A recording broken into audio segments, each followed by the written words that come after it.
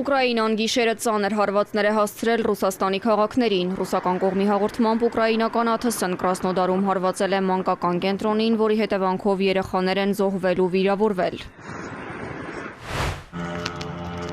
Ուկրաինական դրոնների թիրախում են եղել նաև Օզոնի, Մախաչկալայի, Ադիգեյսկի, Նևինոմիսկի, Ստավրոպոլի եւ Կրասնոդարի պահեստները։ Կրասնոդարում լոգիստիկ կենտրոնի աշխատակիցներին տարհանել են։ Այսպես է ուկրաինական ԱԹՍ-ն մխրճվել Դաղստանում Օզոնի լոգիստիկ կենտրոնի մեջ։ Ռուսաստանի նախագահն ասել է, որ նեոնացիստական գաղափարախոսությունն այսօր ուկրաինական պետականության հիմքն է։ Ըստ Պուտինի փառաբանվում են մարդիկ, որոնք 100,000-ներով սպանել են լեհերի, հրեաների եւ ռուսների։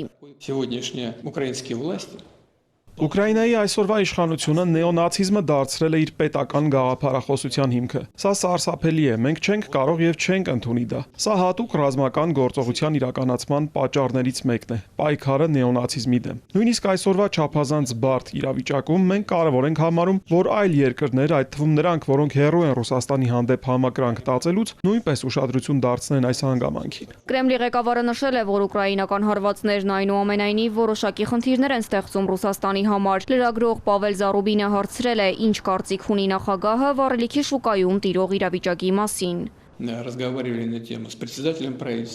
Մենք քննարկել ենք այս հարցը վարչապետի հետ։ Այո, դեռ ոչ բոլոր խնդիրներն են լուծված, բայց դրանցով զբաղվում են։ Վարչապետն այս հարցերը պահում է վերահսկողության տակ։ Ստեղծվել է հատուկ հանձնաժողով։ Այո, իհարկե, մարդկանց համար որոշակի անհարմարություններ կան, բայց կառավարությունն անշուշտ պետք է սա վերահսկողության տակ պահի։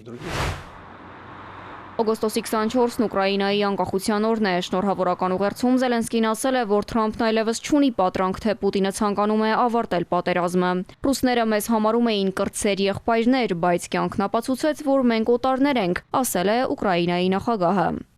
Ուկրաինա ինշան։ Այժմ մեզ անհրաժեշտ է ուժեղացնել բանակը, քանի որ Ռուսաստանը խաղաղություն չի ցանկանում, այլ զորահավաք է նախապատրաստում։ Մեր գործընկերներին, մասնավորապես ԱՄՆ-ին եւ Եվրոպային կոչ ենք անում աջակցել ուկրաինացի ժողովրդին։ Մենք չենք խնդրում կռվել մեր փոխարեն։ Տվեք Ուկրաինային ամեն ինչ այս պատերազմը կանգնեցնելու համար, կանգնեցնելու այն ավելի արագ, քան Ռուսաստանը կհասցնի սկսել հաջորդը։ Որպեսզի դա տեղի չունենա, պետք է գործել համատեղ։ Եվրոպան պետք է լինի Եվրոպա, միասնական հավակնոտ համարձակ։ Իսկ ուկրաինացի լրագրողների հետ զրույցում Զելենսկին հստակեցրել է, որ Ռուսաստանը մոբիլիզացիա կսկսի Դումայի ընտրություններից հետո։ Ուկրաինայի նախագահը ենթադրում է, որ զորահավաքը չի իրականացվի կենտրոնական քաղաքներում, բայց հնարավոր չի լինի դա թաքցնել։